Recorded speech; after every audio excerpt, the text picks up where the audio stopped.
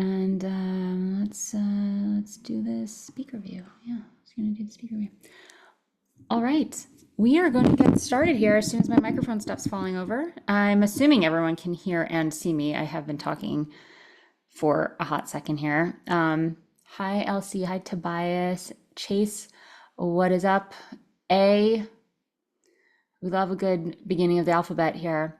So I'm so psyched that you're all here. I am going to just spotlight myself. So if anyone comes in and doesn't have their mic on and, blah, blah, blah. I'm going to not waste your time. I'm going to talk fast. I will put this up on YouTube so you can like slow it down if you have to later. I don't have slides or anything. This is something that I talk about really easily. I do have notes. So you might want to take notes. I will review everything I say a couple of times. And I will take questions and like talk with you. Like you're welcome to pop on, or you can also type stuff in the chat at any time. And at the end, I'll stay on as long as y'all want me to stay on and keep talking. And I do have some fun stuff for you. Carl Cornwell in the house. I love me some Carl Cornwell. We are in the presence of some serious great jazz talent, y'all, just saying. So I'm gonna dive right in. So for those of you who have never met me before, I've released a lot of music, 8 albums. One of them is on a label, 7 by myself. The last 4 have been #1 in their genre on iTunes, Amazon, and Bandcamp. I have always been able to easily share my goals with my fans and have them do what it is I needed, depending on what that goal was. I've been nominated for a Grammy last year, and I'm a certified trauma-informed coach. And I work with musicians on not just their marketing and their communication, but also on getting out of their own way, which sometimes can be crap from your past that you don't even know is taking over. So this particular conversation is going to be about releasing music. If you all don't know about the free app Releasify, you got to go download it. It is coming out in like 2 weeks on Android. So I'm sorry, Android users, it's not quite ready for you. It's on iOS.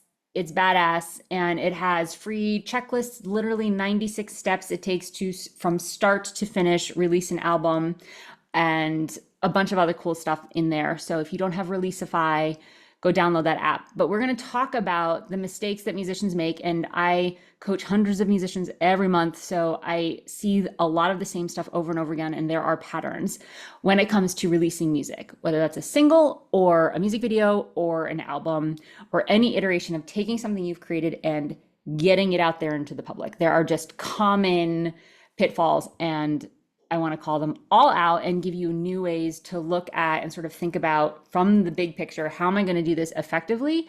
So I'm not hearing crickets and it's not like, create something, release it. Oh, that didn't go well. Let's try it again. Create something, release it. Who's like stuck in that cycle? You can show of hands or write me in the chat. Like you've create something and you like hope it does well, and then like it doesn't feel good. And then you're like, okay, I'll just do it again. But then it's like years, right? Yes. We want to stop that. We want to put a wedge in that pattern, like pretty hardcore.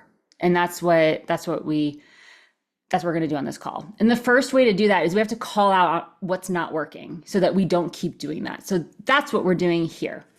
Cool. Now I said it's 7 mistakes that musicians make. It's spoiler alert, I've got 9. So there's 2 bonus ones, but I want to give you a framework on how to think about this and what's possible when you release music. And this is also a spoiler alert, because one of the mistakes I see most is that we'll get into a little bit more is musicians not knowing what they want for this particular release. So when you know what you want, you're so much more likely to get it because A, you can talk about it really clearly, and B, other people can show up, step up, help you do that thing. So if you were going after getting on a radio chart or a sales chart, they're very different conversations you're going to have with your fans, with press, with media, with playlisters, et cetera, depending on what your goal is. If you want to go for an awards, there's so many different indie awards, depending on your genre. There's genre specific awards, there are Grammy awards. That is a completely different strategy as well. If you're going after licensing, getting your music placed in TV, film, commercials, indie films, web videos, promo, PSAs, all that stuff, those are a podcast introduction, scores. Those are all very different angles to approach a single or album release as well. Sales charts, radio, we already talked about that. So all of those things are possible. And sometimes we see musicians getting success online in one of those things and we're like, ooh, Spotify, I got to go after that. Or ooh, touring, I got to tour with the CD, right? Again, all things are possible, but you're more likely to have success when you, for now, choose one thing. I'm a big fan of doing all the things, just not all at once. There's no such thing as multitasking. What you're doing is just transitioning quickly from one thing to another. Your brain is actually only able to focus on one thing. And when we are making multiple transitions multiple times a day, we are causing ourselves massive exhaustion. Who here is like, I'm a little tired from releasing, hoping it will go well, and then it doesn't go well. So I'll just make new music, release it, hope it goes well, doesn't go. Anyone it's just exhausting, right? Emotionally, also probably financially, right? There's some stuff there. Cool. You with me? Hey, Masha, what's up? So let's dig in. The way I'm going to look at this, and this is the structure that I want you to look at your releases through, and it's going to sound really basic and really simple, but if you pause and think about these three parts of the release, you're going to be able to extrapolate the different actions you need to take so that you're more effective.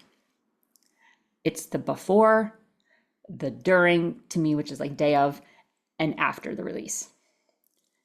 Mind blowing, I know. Okay, so let's talk about the mistakes that musicians make before the release date.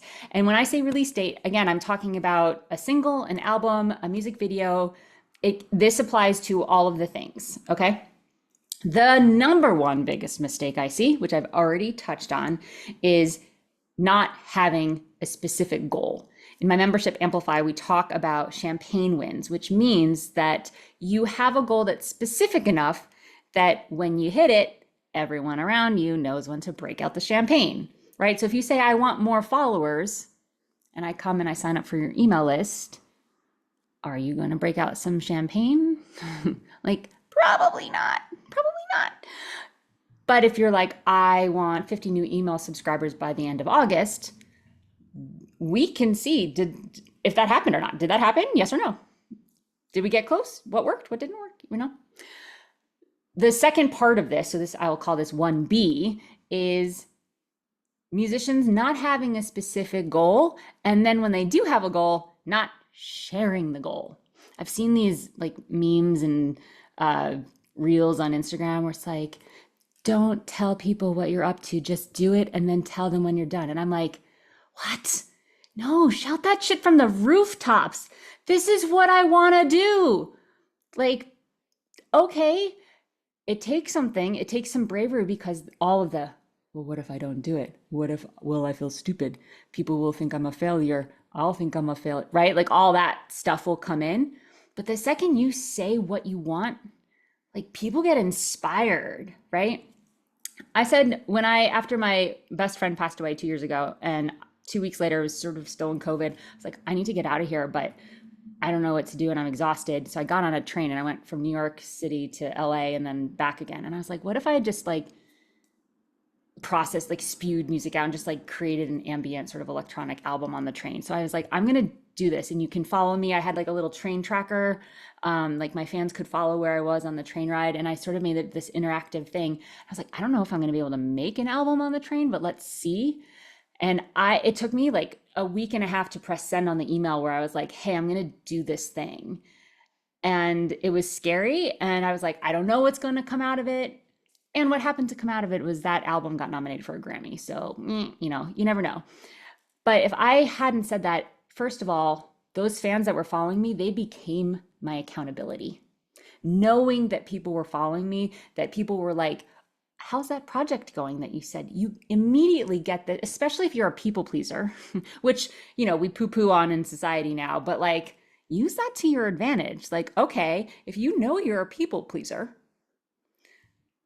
then have some people around that you can please and tell them the thing that you're going to do, right? Makes sense. Like use these things that we sort of see as weaknesses, use them to your advantage. And I'm like, okay, as soon as someone knows what I'm up to, like I want to impress, like I want like me. So I'm gonna, and I'm like super integrity police. So if I say something, like my word, like we started right on the hour on the Zoom call. You all notice that? Like I am like, and sometimes that gets in the way, like being a little rigid in my marriage isn't like the best thing. And like there's pluses and minuses to all of our character traits. So you just have to look at yourself and what's the data that you know about yourself? I tend to be a people pleaser. All right, then that's even more reason to get a very clear goal and talk about it. People ask me, what was your strategy around the getting a Grammy nomination? I was like, I talked about my project. And like, yes, it was a good story. Like my friend died and I got on a train and I did the whole thing on a train in 9 days. Like there were story elements that were interesting, but like that was it. I just talked about it. And we're so afraid to like burden people with too many emails or here's the thing. The world right now needs a little dose of inspiration. And if you're passionate about what you're creating or what you're trying to create or what you're aiming for and you're hopeful for, like we need that vibration. People are going to latch onto that. Like that's a good thing.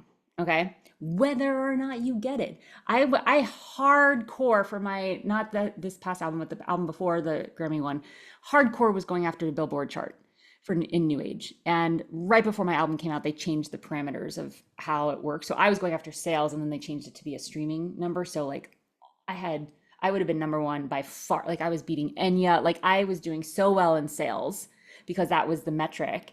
And then they changed the parameters just before the album released, and I didn't get on the chart at all, like not even in the top 10. And I was going hardcore with my fans. Like, okay, today's Amazon day. We're buying it on Amazon. Today's iTunes day. Anywhere where they would report the sales to Billboard charts, like I was having my fans buy multiple times. Like they were like, all right, game on. We're getting you on the Billboard chart. And then it didn't happen. And I had to like swallow the ego and just like thank them and be like, this is what happened. Like we were on track for this. I look at this as a win. We hit number one on iTunes, on Amazon, like on all the individual charts. We were like, it was great. But that's that feeling of disappointment. I will never let my fear of feeling my own disappointment stop me from letting my fans know what I'm up to. You know what I mean? Like the only reason we don't say stuff that is a little scary that we are not 100% sure we can do is because we're afraid that we're going to be embarrassed, disappointed. We're afraid of some potential feeling that we might have later. Yeah, it's totally the fear of failure. It's more of the fear of our own emotions, right? That's really what we're getting down to. But absolutely, for some people, it's fear of success even, but fear of failure is definitely the big one, for sure. So that's my number one biggest mistake that I see musicians make. I also am going to open this curtain because it's getting a little dark here. Hold on now. Gotta light manage light. All right, number two, we're still in the before the single, the music video, album even comes out. These are the mistakes that musicians are making. So number one is not having a goal, and 1B is not sharing that goal with your fans. Number two, talking about this is going to feel counter to number one a little bit, talking about specifically this, if this is a single, like it's the best thing since sliced bread. I call this false hype syndrome. So this is where you're trying to generate excitement around something that you're actually not super psyched on. Like maybe it's one of like 3 singles and you're really excited about the album, and the single is just like, I'm just releasing the single so that I can pitch it to playlists and try to get some curators on, or like, right? But you're like, guys, I'm so thrilled to announce my newest single. I love it so much. You know what I'm talking about? You see people get really psyched and you're like, it's just a single. Like, okay, you've got to, if you're feeling that psych, cool. But you can tell the difference and you can feel the energy gap between people who are trying to get some hype versus the ones that are really feeling that. So you want to just reflect how you're communicating to your fans online and your email list, wherever you're posting, wherever you're sharing on stage, if you're performing live and this is like what you're sharing with the audience, it's got to be aligned with how you're feeling about it. If you're not super psyched, that's okay. We can't be level 10 excited for everything in our career. We would just be exhausted, right? But if you are like medium psyched, just be like, hey, this is a cool benchmark and it's leading to this bigger goal, right? Keep coming back to what that champagne win is for yourself, right? Who here gets what I'm talking about when I talk about false hype syndrome, where you're trying to build something up and like, it's just not, it's not quite, you know what I'm talking about? Are you all with me? Give me like a yes in the chat so I know that you're not falling asleep on me. It is Friday and it is hot out. I'm for most of you, I guess. Yes. Okay. You're all with me. Thank you. Thank you. Okay. 2 of you are with me. Great. All right. So I just had to put that one in because I see it a lot and I think it kind of turns people off. And the other problem is that you're causing fan fatigue. So if you do that if you're doing a single, like 3 or 4 singles and then an album drop, if you do that super crazy hype as if it's an album for every single, by the time you get to the 3rd or 4th single, people are going to be like, yeah. So what's going to happen when you finally launch the album or the music video or the vinyl version or something like that does feel really big and monumental? You're going to have lost the audience because they've sort of gotten numb to that level of energy. Like they can't sustain it either. So just be real with where you are in the process. Be like, hey, this is out. If you just stream this on Spotify a couple times, it's going to make a real difference for when the album drops. So like big picture here, people. Cool. Be real with them. All right. The third and final biggest mistake I see people make when they're releasing something before the actual release date is they don't prepare. Specifically, what I mean by that is they don't understand the process, the timeline. This is a big one. I'll get into this in a second. And understanding what is in your control and what is not in control, prepping editorial pitches, and having emails ready for fans to engage. This understanding of the systems and the structures is really important, especially if you're working under a little bit of a deadline. So understanding the process, just meaning you create a track, you get it mixed, you get it mastered, you go to your distributor, whether that's DistroKid, TuneCore, CD Baby, whoever, or maybe you have an indie label or a label, they upload it. Right the second they start to upload it or you upload it, you lose a little bit of the timeline control. Because when your distributor sends it to all of the different platforms, Spotify, iTunes, Amazon, blah, blah, blah, Deezer, all those places, each of those providers are on their own timeline that we have no control over, that your distributor has no control over. So ideally, they get it done in about 7 days. That's usually like the max. Sometimes it's less. I would give you at least 2 weeks to get those pre-save links, to get all that stuff, right? Ideally, it will be less time. But we don't have control over that, and bugging our distributor is not going to help because they don't really have control over it either. Prepping editorial pitches feels like, oh, it's just a couple sentences. And what I mean by this is when you are within 7 days of your release on Spotify, I think for Amazon, you can go up to 2 weeks after your release, but you are allowed to pitch to their playlist editors and give them a couple sentences on why they should place your music. And what I like to do is actually find playlists on that particular platform and say, this song would be great for XYZ playlist. I do the work for them, and that has really helped me get on editorial playlists. So having that stuff written ahead of time will take out a lot of stress when it's actually time to hit send on those. And keeping a document so the next time you have a song that's kind of similar, you can just copy and paste and change up the titles and a little bit of the wording, but like you have it ready to go. So every time you do this process, you don't have to reinvent the wheel, which is another mistake I see, but that's a later on. Having emails ready for your fans to engage. If you have a fan base, if you play live a lot, if you have followers on social media, I use social media to bring people into my email list because your email list is where people are much, much, much more likely to do the thing you ask them to do.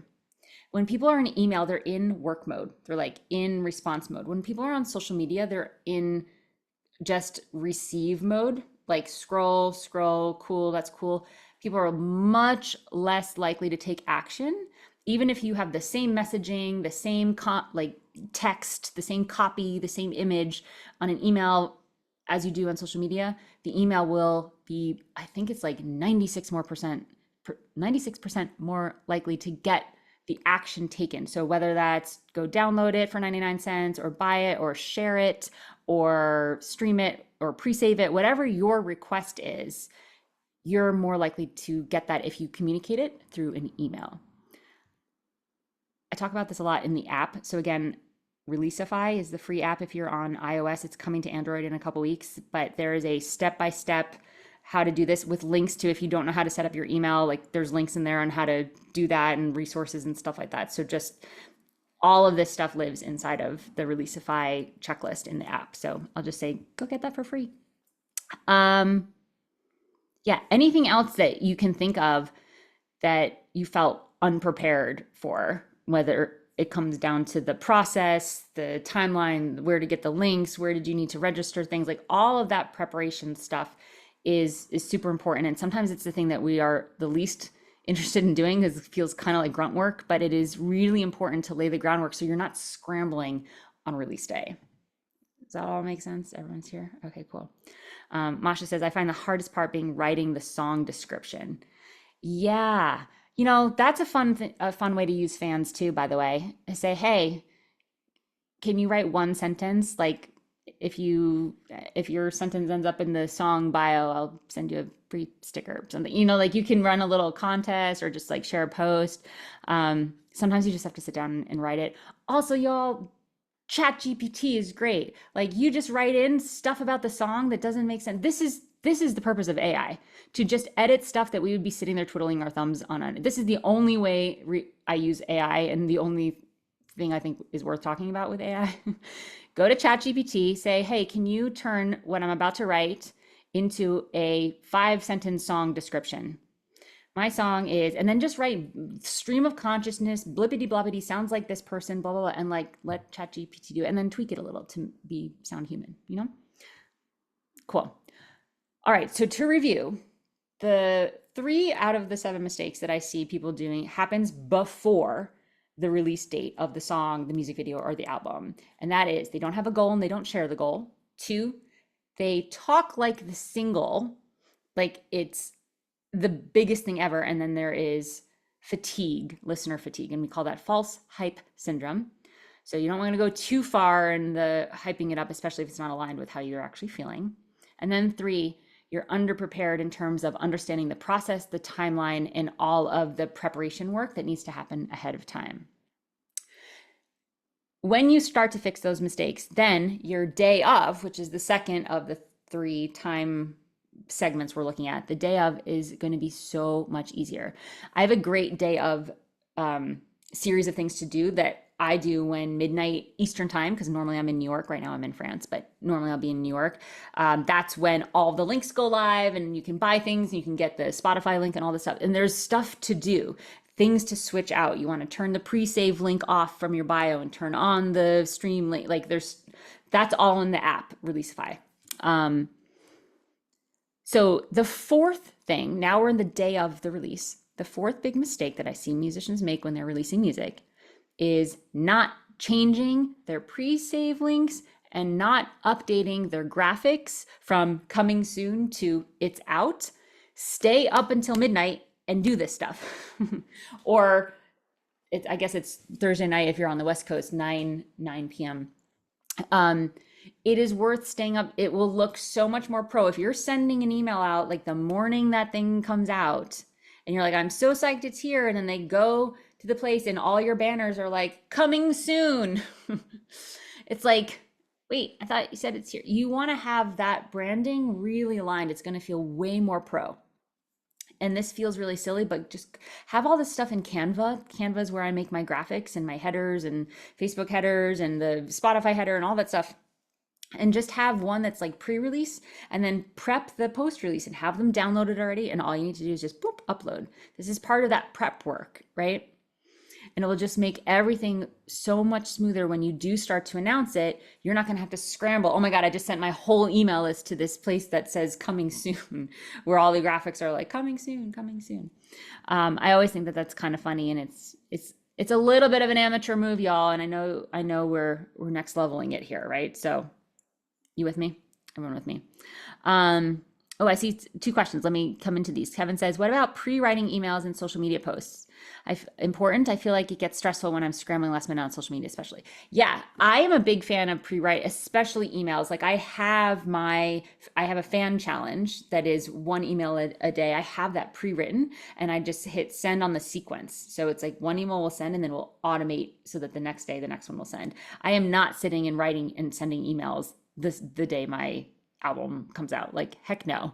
Like, I want to be responding to people. I want to be engaging. I want to be like tagging press in posts and stuff like that.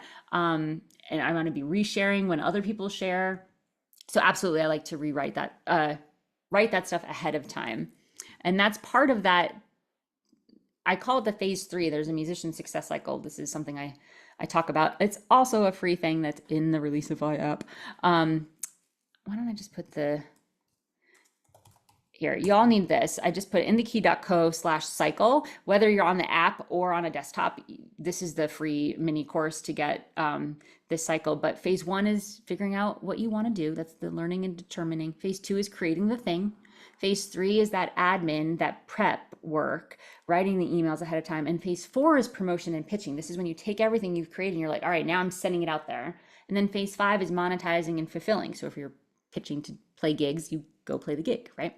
So that prep work is definitely that phase 3. And a lot of musicians like to go from phase 2 to phase 4, create to pitch, create to pitch. And then they're scrambling, they don't pitch well. They're like, screw it, didn't work. I released it to crickets, and then go back to creating. But they don't take time to go through phase 5, phase 1. So it's a really important framework to use.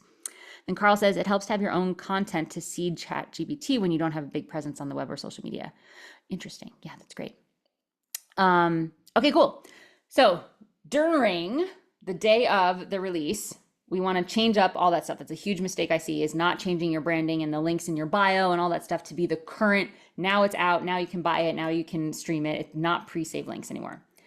Mistake number 5 that I see musicians making when they're releasing music is not announcing it multiple times across multiple platforms and having one call to action. My people pleasers, I'm going to tell you this once. You are not a burden. You have this big thing that you've been working on very hard. You probably spent a lot of money and time. It is art. The world needs art right now.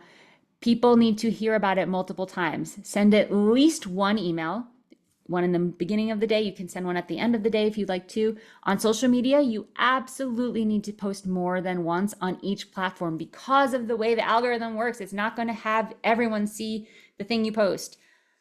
Make sure you send your email first. Your email list should be your golden fans. You should always give them the best news first, even if it's just an hour before you post on social media. They will feel more special, and they will be more engaged, and they'll be more likely to do the things you ask them. That's just a side tip.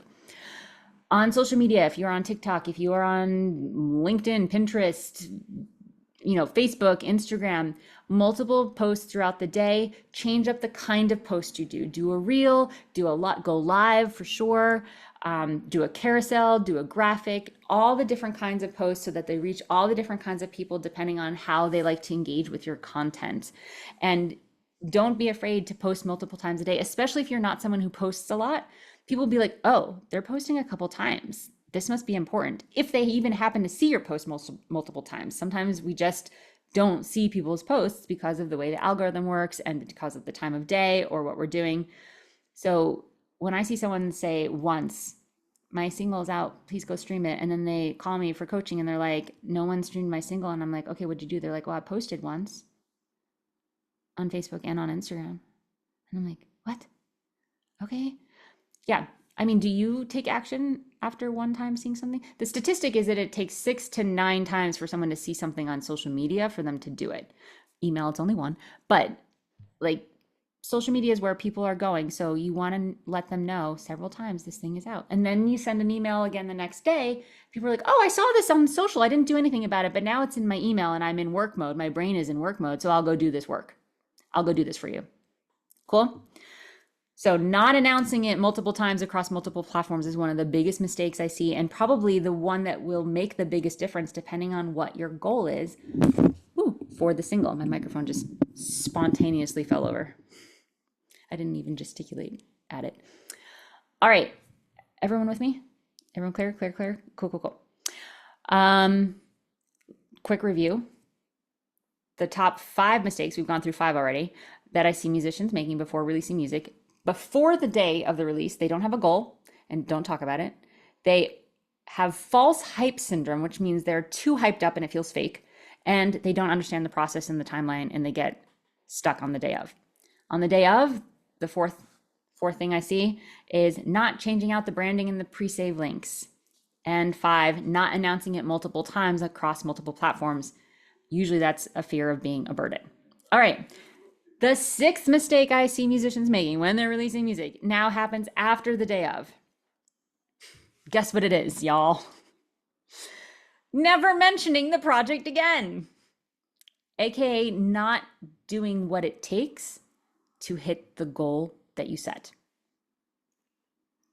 Not doing what it takes. So let's say you hit a goal. Let's say, tell me in the chat, like when you think about like what category of goal you like. Are you talking about sales charts? Are you talking about radio, licensing, awards? Like just write a 1 or 2 word answer in the chat. Like what's a goal for your next release that you would feel psyched if that, you'd be like, oh, that release went well because this happened. I got the streams. Like I hit 1,000 streams, or I got 20 new monthly followers, or on Spotify, or yeah, just tell me. I'm curious what the goals are, so that, I mean, I can pick any goal, but I want to, you won the Grammy, 1,000 streams, enough streams to trigger payments, which is 1,000 streams. Okay, yeah.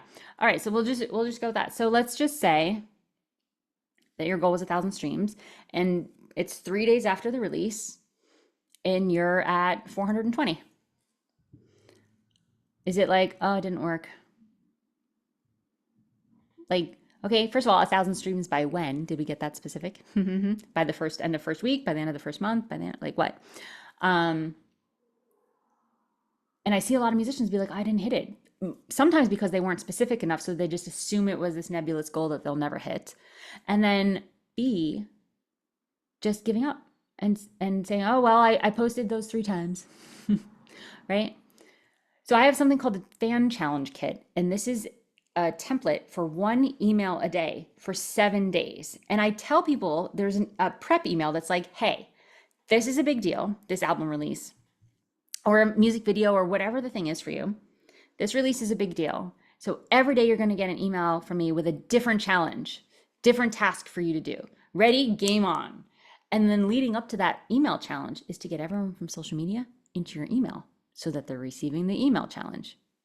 So I always will do this challenge each day, but then I'll go on social media and be like, hey, my email list got this fun challenge today, and they already got it, right? So they're good. And then I tell my fans on social, the ones that aren't on the email list. So it's like game on, and I let people know how close we are. Y'all, we're at 540. We're more than halfway. Let's do a share. So one of the days in the fan challenge is not just to have them go listen or buy it or do whatever the thing is you want, but to have your fans go share to their fans and followers and friends. Then they start doing the work for you and have them encourage their followers to share and have, you see how that goes, right? So the big mistake here, number 6, is not doing what it takes to hit that goal that you set. Like, when I hit a goal, it's like, over my dead body are we not hitting it? And that's what it's like to work with me, by the way, side note, as a coach. It's like when you tell me, oh, I think it would be cool if, the second you say that, you got to watch out, because then like we go. Okay, cool. The 7th big mistake that I see musicians make when they're releasing music is overlooking the power of networking and collaborations. So collaborations with other artists, influencers, producers, brands, people that can help expand and reach into different audiences that are beyond yours. I personally love the strategy of reaching out to local brands. Um, this one is like, who are my lone wolves here? I've already talked to the people pleasers. Lone wolves, this one's for you, kids. Cut it out because you're gonna do so much better when you reach out to people. So the local brand thing, like if there's a little mom and pop's pizza shop, be like, hey, can we like, and they have an Instagram following of the local people, like, hey, I'm a local artist. Like, can you like write the post for them? Like, be like, would you post this and make it so easy for them to be like, oh my gosh, yes. And then be like, and next month I'll do it, or whenever you have your next big like new pizza dough promo, like I'm all over it posting for you. Like you can do just a really simple cross promotion and just get a couple hundred more people following you on board with the game, you know, whatever game you're playing. And that's what I call my goals. I call them games because I make the rules and we're going after wins, you know, it's kind of, and everyone is like cheering. I had a fan say that me going after the Billboard chart was like her new favorite team sport. And I thought that was so fun. I was like, yes, like they're cheering on, they're like in the stands. So it's so much easier to do that when you've got other people around you. And I'm not just talking about your fans that you're promoting to, I'm talking about other people. If you play live, if you open for someone or someone's open for you, or you just share a bill, even if it's like, you know, it's like the bitter end in New York City. Like no one's opening for anyone else. It's just you book the 7 o'clock slot, the 8 o'clock slot, the 9 o'clock slot. Like no one cares, right? Reach out to those people, get to know them, be like, hey, we're on the bill together. Like, what do you have going on? I'd love to like share with my audience what you've got going on since we're all going to be there at the same time. I'll have my people stay for you, blah, blah, blah. Would you mind posting about this or sharing this reel or tag them in a story to make it really easy for them to just share to their story, right? On Instagram in particular. So there's ways to just have a conversation with people so that they're on board with what you've got going on. And then you do the same for them. You with me? All right, I said that this little training was going to be the 7 mistakes that musicians make, but I decided that there are 9. So here are the 2 bonus ones. Oh, let's review. So before, don't have a goal. False hype syndrome. Don't prepare, underprepared, right? During the day of, not changing out the pre-save links in the branding and not announcing it multiple times is number 5. Number 6 is never mentioning the project again and not doing what it takes. Number 7 is overlooking the power of networking and connections. Number 8, ignoring things like the quality of graphics and fonts in your art cover, especially singles, because sometimes when we have an album cover where it's like all about the album cover and then the single cover kind of gets like the short end of the stick. Please don't ever use papyrus font ever, or Comic Sans ever again. Papyrus is very, like a lot of new age people use it. It is so, it like Google the 10 worst fonts that just immediately say amateur, like everything, and you will see, don't use those fonts. So ignoring things like the quality of your graphics, the quality of your fonts, and data. So those 3 things should not be ignored. This is a bonus mistake that I see. Data from previous releases. So this means, and sometimes like our ego gets in the way and we don't want to feel bad, like, oh, I didn't hit that goal. I didn't get 1,000 streams, so I can't even get paid. But like, okay, cool, let's go look. Spotify for artists, Pandora, AMP, all of these back-end sites as an artist give you access to the demographics, what countries were listening more, what age groups, what identifying genders. Like there's all sorts of data that they give you that you can use to run future ads to those targeted audiences, that you can use to cater some of your branding to. You get an idea of who your avatar, aka your ideal fan, is through past data. So you want to use that to inform future actions. And a big mistake I see is people just being like, I don't even want to see it, like, because there's emotions attached. When you take the emotion out, you just get data. And from the data, you can just take new action. And the action is what's going to get the results.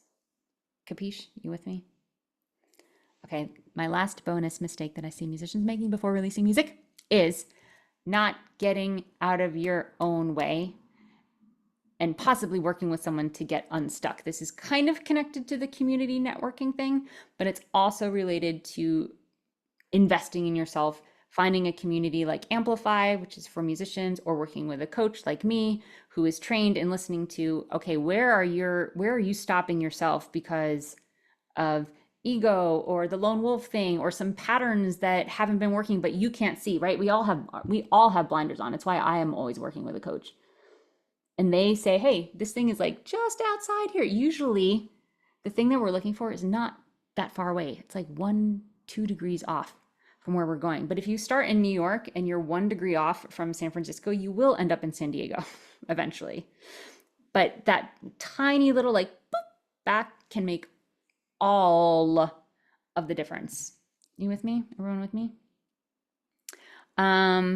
Okay, cool. So let's see. There's a question. Masha says, how do you incentivize the fans to, wait, there's a little chat box, to get them to want to play in the email challenge? Well, that's all written in the email template. So you should get the fan challenge template. Like, it's literally how I write the emails. It's like incentivization in the emails. So yeah, it's also your passion, right? It's your passion in connecting why it's important for them. People love to be heroes, right? It's not just like, oh, I need your help, right? I want you all to ditch the word help. When people are buying your music, there's a transaction. They are getting value out of that transaction. If someone is going and streaming your music, they're not helping you. They're getting to experience something as well. So if we're coming from it as like I said, like a game, like this team thing, it's just a different context and it's way more empowering for you. And it's also more empowering for them. Does that make sense? Kevin says, how do you prevent yourself from giving off false hype syndrome when posting and emailing multiple times a day? I feel like that's what prevents me from posting a ton on release day. Well, if you're not psyched about it and you're faking it, trying to get people to do something, you'll feel that misalignment.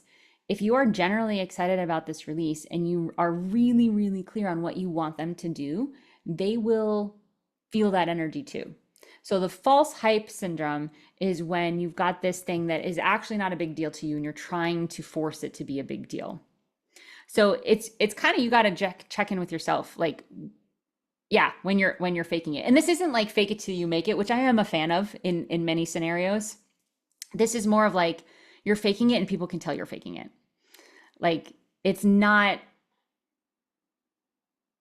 it's going to be in how you say it, as much as what you say and how many exclamation points, and like there's like little subtle things to it. You know. But there is a fine line, and you sort of touch on it, Kevin. There is a fine line between feeling the false hype syndrome creeping in and also feeling uncomfortable posting multiple times a day because you are a people pleaser and you don't want to burden people.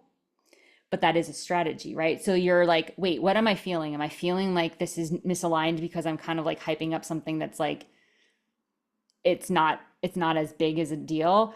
Or am I feeling uncomfortable because I know I need to post multiple times a day because of how algorithms and emails and how it all works, but I've never done that before and that's uncomfortable. So you got to check in with yourself. The self-awareness part is a lot bigger than a lot of musicians give themselves credit for. And there's a lot of power and information in checking in with your body. Like, are you feeling anxious about this? Why is that, right? And Carl says, also remember, an individual fan may only see 1 or 2 of the posts. Exactly. Like that is the reason why we post multiple times on social. Okay, I very much want to hear from some of you very quickly because you are here, and anyone that is rewatching this in the next 24 hours, I want to invite you to 2 things and basically give you $200. The first one is I have a 3-month incubator that is my lowest price coaching, small group, one-on-one. We do an audit of your whole music business, and then we spend 3 months together massively leveling up the results that you get. And that's called the Amplify Accelerator. And I'm going to drop a link in, but it's in thekey.co/accelerator. And I am inviting you, it's 3 months and there's 3-month payment. So it's spread out. In the first month, I'm going to give you this discount code Acceler with the number 8 for $200 off. It's just free $200. You can also use that code because I have recently just launched my retreat, my in-person 5-day luxury retreat. And there's a long payment plan to make it super affordable, $300 a month. Gets you all, it's all inclusive food, like luxury, everything. And we do all of this kind of work, like the getting in touch with our bodies and then the dreaming and the planning and the business and all of the stuff. And you can also use Accelerate to save your spot. It's next May. So it's like a long rollout to make it affordable. So I've got those two things. If you want to work with me in person, that's where a lot of magic happens. So I am inviting you to take a peek. The accelerator is kind of like what you would pay a PR person, probably half of what you would pay a publicist for 3 months for a release, where you see a couple blog posts. We will do that and like 10 times more. And also the results in the accelerator will last way beyond the 3 months. That's the purpose of it.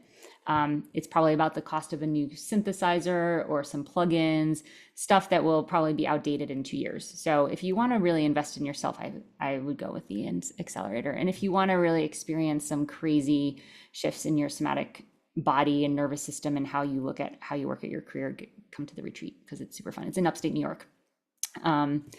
Okay, so I've got those two things for you and the $200 gift that expires tomorrow. So that is a thank you for being here live and spending some time with me. And if you are in a position where you're like, I am so all in and this is really calling to me and I need to talk about scholarships, please shoot me an email. The email that you got this, hi@inthekeyofsuccess.com. And I'm always open to talking about that. All right, so those links are in the chat. And if you're watching this on YouTube, they will be in the description below. Does anyone have anything that they're stuck with and want to hop on for some hot seat coaching? We've got time. And coaching with me basically means that I'm listening for the biggest version of you, no matter how much you're trying to convince me of all the reasons why you're small. And so if you can start with my question is, or I feel blocked with, or I'm planning on this and I just want a reality check.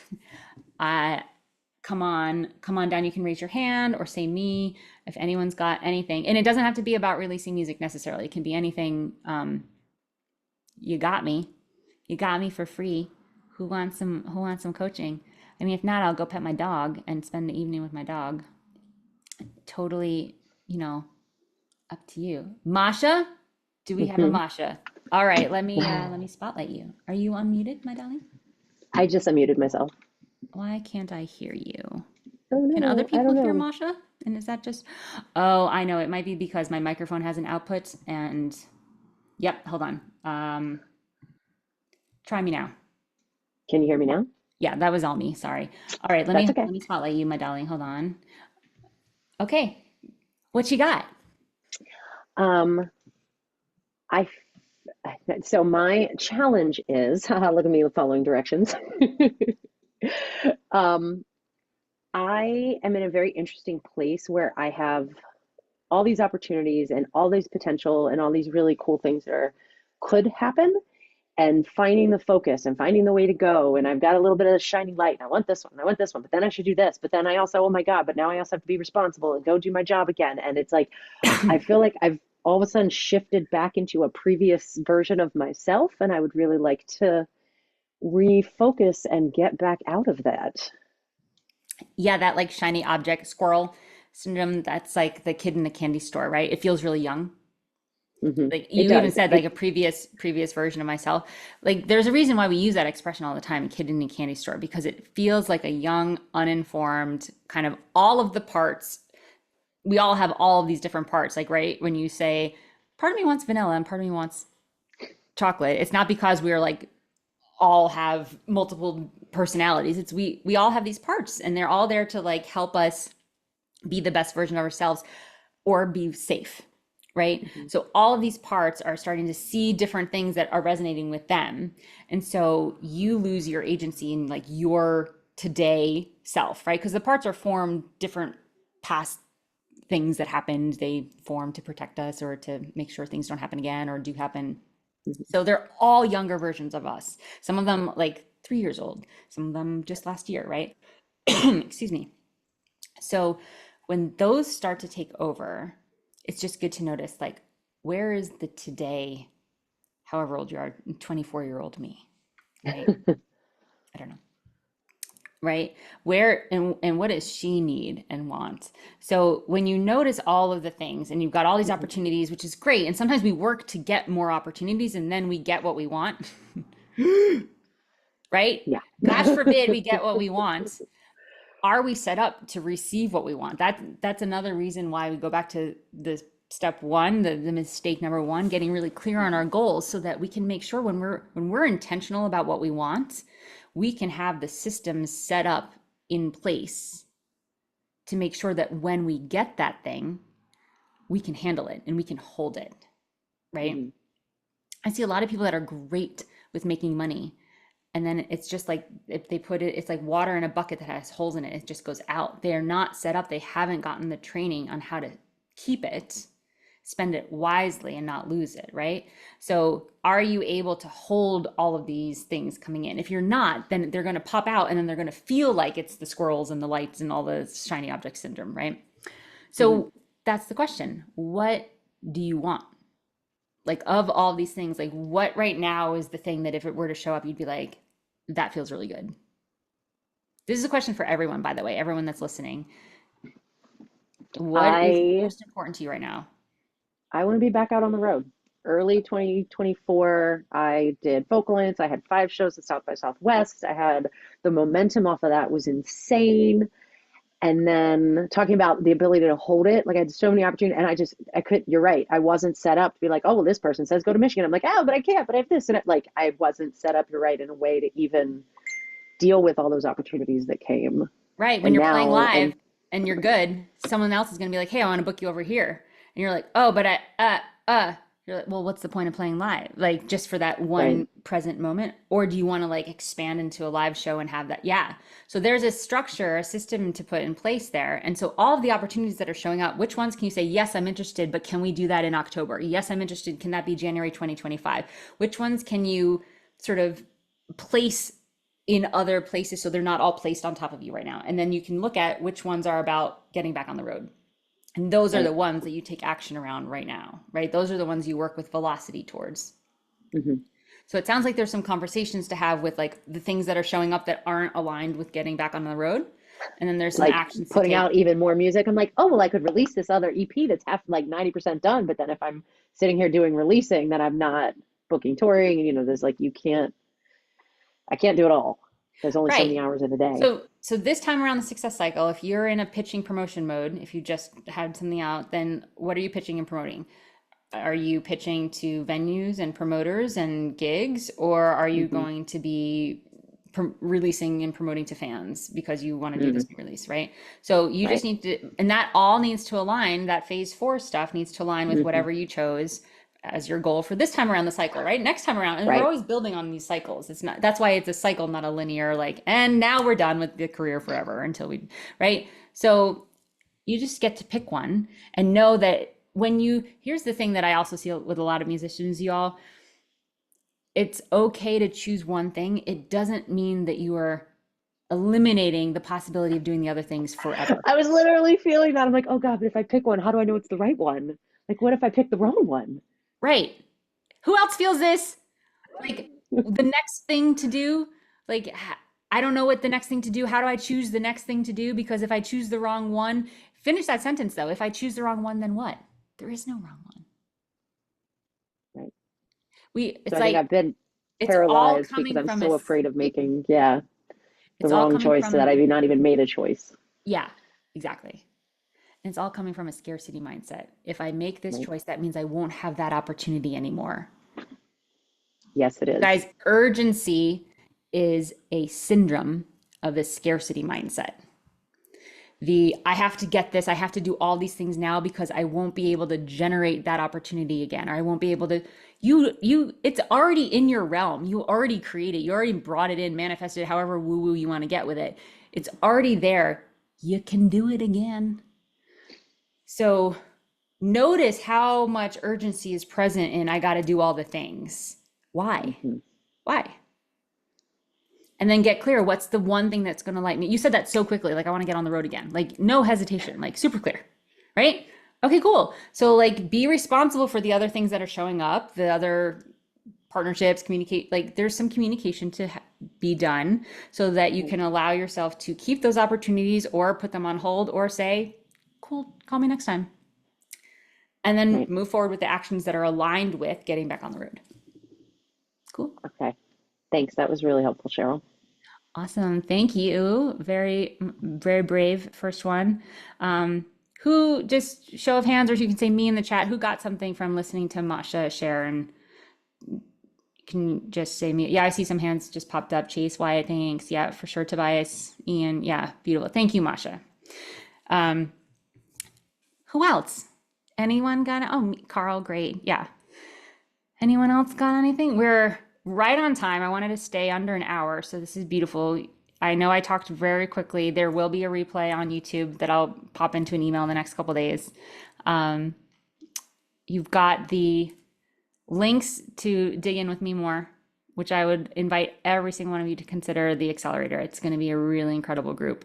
The other reason why I'm doing a group and it's not a one-on-one, because I have one-on-one coaching programs, but the reason I'm doing a small group is because we're also going to be retraining all the algorithms depending on your goal, your specific goal.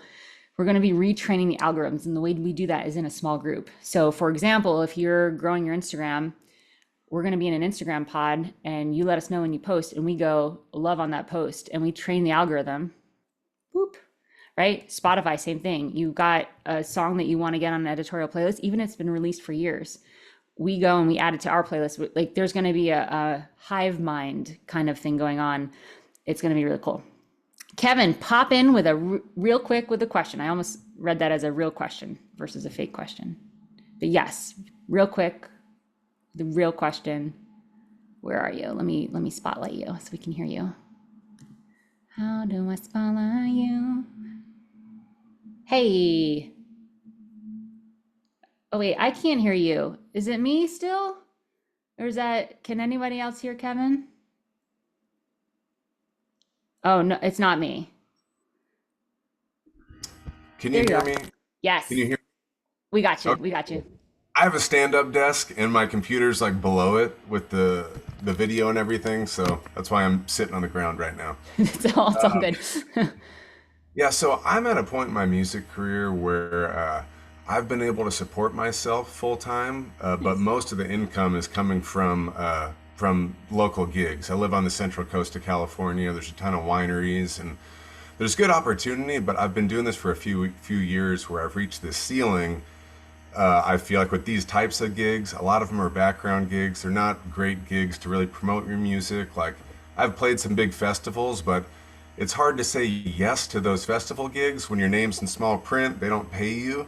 Mm, Where I could be taking that good paying winery gig and be in the background. And I'm yes. stuck in a spot where all the while I've been trying to push my original music super hard. I got a collab with G Love, who's like a big artistic inspiration of mine. So I've had this momentum, but I haven't really been able to generate significant income outside of gigs. You Mm. know, and I feel like I'm at this point, like I have a 4-month-old baby. It's like Oh, I need to up level in some way. And yes. I'm stuck right now on this point of like, do I go and get like that full-time job that gives me an opportunity to just focus on the gigs I want to play? Yeah. You know, or what is, and I keep thinking there's some way that I can up level myself music wise. Maybe it's licensing, maybe it's I just need to get more streams, you know, but it just feels like I kind of have that shiny object thing where there's all these ways that people say you can make more money from music, and it's like hard to know which one to choose. And it's like I feel stuck, or it's like, do I give up on trying to make more money just off of music and just get a job and play the shows that feed my soul? Or I'm just at the crossroads right now where I Yeah. don't know what I direction. I get that crossroads. First Yeah, of all, I wasn't giggling at you. I when you said, "Should I just get a job?" and I just in the corner of my eye, I happened to see Carl, who was like big, like gesticulation no to that, and I just had to giggle at Carl. Um, right. so this, first of all, peanut gallery, give me a me if you've been at a crossroads like this where you're like hit a ceiling and you're like, do I, yeah, like, yeah, I saw Wyatt's hand just go right, like, yeah, all the time. Ian, yeah, so you are not alone here. I love that you're like, this is a quick question. This is like a 4 hour coaching session that we could dig into, just FYI. The There are a couple things here. First of all, congratulations on the baby. Thank you. Thank you. Um, the This is a really great problem to have. And the way you worded it, you're like, I have been able to make a living off of music, but it's all, and then you had this but. Right. And I was like, what? And I hear music teachers do this too. I make a full-time salary with music, but most of it's teaching. There's like this judgment Right. around the thing that we're doing. Right. So Right. just notice that so you've got that judgment around the local Right. gigs, right? That have been Right. providing you with so much. So when we remove the Right. like gratitude for what is present, we don't want what we have. Right. Right? Right. So suddenly there's this like immediately there's just like the energy of like scarcity and like not enough and blah blah blah. And it's okay to say, "Hey, I've hit a plateau and I'm ready for something more." Right? Right. And there's a different energy in the like I'm grateful for where I've gotten and what it's currently working, and like maybe it's not a total 180. Maybe it's like I'll do if I'm doing 5 winery gigs a month, let's get down to 2 and then other ones. And at those Right. gigs, instead of doing 90% covers, I'm going to do 50% covers. And instead of just leaving, I'm going to walk up with my clipboard to every single person there and be annoying and ask them to join my email list and so I can give them a free song, right? And Right. play the Right. game of like, these people will become my fans. Hmm. And I don't know what your like banter call to action, and if it's just to like get tips and it really is a financial thing, or if you're selling merch or anything. But I I used to mean, do the same thing for ski resorts. And I so, mean, they're pretty much original centric shows. I mean, okay, I play 50% originals and covers probably, and all the covers are like in my style, so it's not like a great. totally like Okay, cover show soul great. sucking experience by, and the calls to action are streaming, follow me on social media, yada yada. But I probably Yeah. haven't been active enough on social media for that call to action to mean Yeah. something. So, okay. So, first of all, there's Right. some optimization of the system that you already Yeah. have in place, Yeah. right? To make Yeah. that way more profitable so you can do it less and start to build an email list so that when you do have other stuff and you Right. want to sell merch and you want it, like you can use that as a new source of income. The email list is a little treasure chest that we're all sitting on that a lot of people don't use, right? Right. So, that what you're already doing can be optimized and leveled up so that you can do less of it if you wanted to. So that's Uh, just putting that there.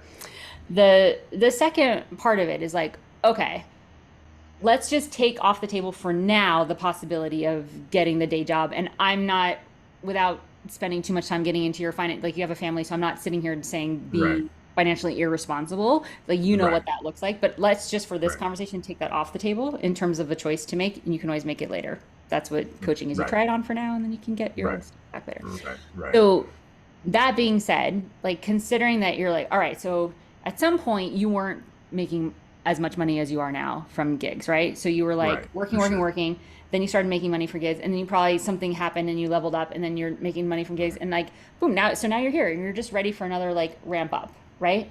Yeah, and it's like I kept raising my rates, and then I've gotten to the point that I'm probably charging more than everyone else, which is good sometimes, but Mhm.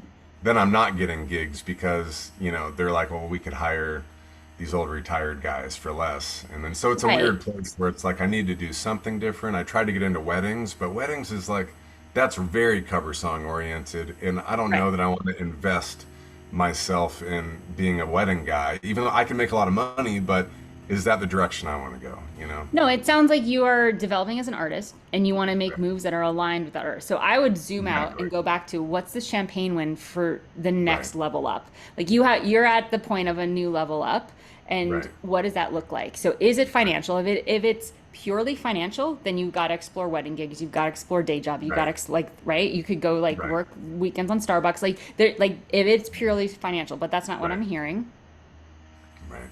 Yeah. right? I'm Yeah. not hearing that it's purely there is an artistic element, and you've been able to do enough with your own artistry to make a living and support a family and do all the things that you're doing and have a cool standing desk that you have to sit on the floor for.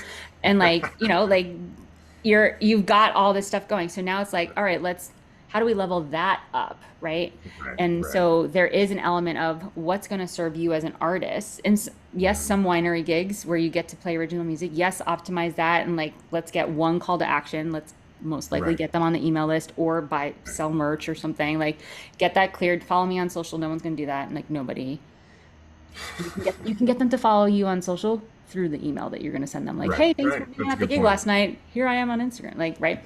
Yeah, I didn't Um, think about that making the because I have an email list and stuff, but I don't make that like my primary thing. I just have the clipboard on the table and oh, I have an email list. But oh no, instead of the maybe name of the maybe game I is didn't mention any of 50%. that other stuff, and I just got them on the email list. That's a good point. Yeah. Yeah, I used to say if 50% of the people there got on my email list, that was my champagne win for the night. Right. That's Yeah. yeah. Makes And sense. Carl says, just sounds like a perfect setup for house concerts too. You get more people on Right. the fan list. You say, hey, Right. it's like barbecue season. Like, come on, like, and Right. that house Right. concerts is where the super fans emerge. The people that are going to For pay you sure. 10 grand to do your next album. Like, those, Right. that house Right. concerts are my jam. But yeah, licensing could be a thing. So you just need to sit at, okay, what are all the options? And get yourself an amplifier or get into this accelerator. I'm serious. Like you're ready to pop. Like let's don't lone wolf this, especially if you are in a Right. support. If you're like, are you like a lone wolf or are you people pleaser? Probably more people pleaser, I guess. I Yeah, suppose, but I'm a solo singer songwriter, so it's like I yeah, can I can get my own world for yeah. sure. So you've got people leaning on you, right? Uh-huh. Yeah. So who are you leaning on? Right. Like who's Right. holding space for you to level this up? Right. Yeah. Um, yeah, I need a little support. That's why I'm here. Yay. But I'm glad you're. I'm glad you're here. in closing, I'm about to release my second album, and yeah, just the music industry in general right now. For me, I use all live session musicians. Like it's the old school way, and great producer. And these albums are costing me like 15 grand still. Yeah. And I've done crowdfunding, and that's been very Yeah. helpful. But I'm struggling with, do we live in a world where that makes sense anymore? Am I ever going to make ROI on that? And I don't want to be negative about it, but it's just like, Yeah, no, it's hard. There are certain models that are not working anymore for the music right, industry, and there's certain ones that are. And like, yeah, it can cost that much to do right, that. There are ways to cut corners and like price right, and that's a whole other conversation for sure. But yeah, right, it's tricky. yeah, And the finance, the ROI, if you're selling that merch, I do think that like optimizing the email list is going to be really valuable for you. I think you're sitting on a little right, gold mine. Because you can sell bundles of past CDs, you can do giveaways, you right, can like it's a lot of engagement stuff, and it's usually more responsive over email. Social media, like I said earlier, is for sure. not the place where Yeah, people are like engaging in that way and taking action. So, right, um, right. yeah, I mean, like I said, we could talk for 4 hours. Yeah, there's a lot here, and Yeah, you're on. Are you on the email list, or did you see this through social media? I'm on the email list. I Okay, signed cool. up for like $7 a month. The content Little, dropped. Great. yeah, yeah, yeah. Yeah, Awesome. that's how I heard about you. So Awesome. Awesome. Yeah. That again, like my whole thing is like, how can we be more effective? And the content drop is like, what's the bare minimum to just get some stuff right, out that will bring new people right. in? Hmm. I mean, and the next, the 201 level of that is to get them into your email list. That's always what I kind of am a broken record about email. Meow. Um, awesome. Well, thank you for popping on. I know there's a lot and Oh, I know. Yeah. got some But some thinking to do. Again, like I'd give you the same coaching as like feel into like look at all the options, write them out, put them on index cards, and like licensing, Spotify, live tour, like anything that you can think of, and just sort of sit right, with each one, like which one feels like aligned for the artistry, which one right, feels like right, you could do it, and even if it's like don't let the how come in, like how am I going to do it? Like let save that for later once you choose right, the thing that feels most aligned. So I'd start right, with that. right. Okay, cool. Thank you. I appreciate it. Awesome. Really nice to meet you. Thanks so Yeah. much. Yeah. Nice to meet you too. Bye, Carl. I saw you had to go. All right. I said I'd stay on as long as anyone wanted. Anyone else have any questions? My block is before we call it, and I post this on YouTube and I follow up with you over email. Anybody, anybody, anybody? Y'all are such good listeners. I know I talk fast and it's like a lot, like a fire hose of like stuff. Was this helpful? Just hearing the common mistakes that I've seen that I've made a long time ago. Um, Tobias is definitely great. Thank you. Masha sent a private message. Oh, yay. See, community. Masha's in Amplify too. I'm so glad. Thank you for spending. It's an evening for me because I'm in France right now. My husband is a mountain guide, y'all. We have many jokes. He's the president of the American Mountain Guide Association, so he can guide anyone anywhere in the world. And his big day of the summer was climbing the Matterhorn with 3 people last week, the same time I was in Budapest playing the piano with the Budapest Orchestra, which was my big day of the summer that I'd been practicing for like 6 months for. So we were like, wow, we both just had like our crux days. Crux is like climbing term for like the hardest move of the climb. And I was like, and they are they could not look more different.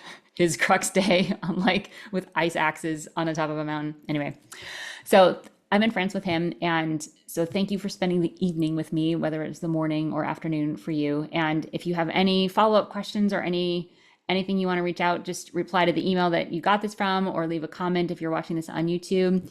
Make sure to take advantage of investing in yourself, the accelerator, the retreat. I pretty much guarantee magic.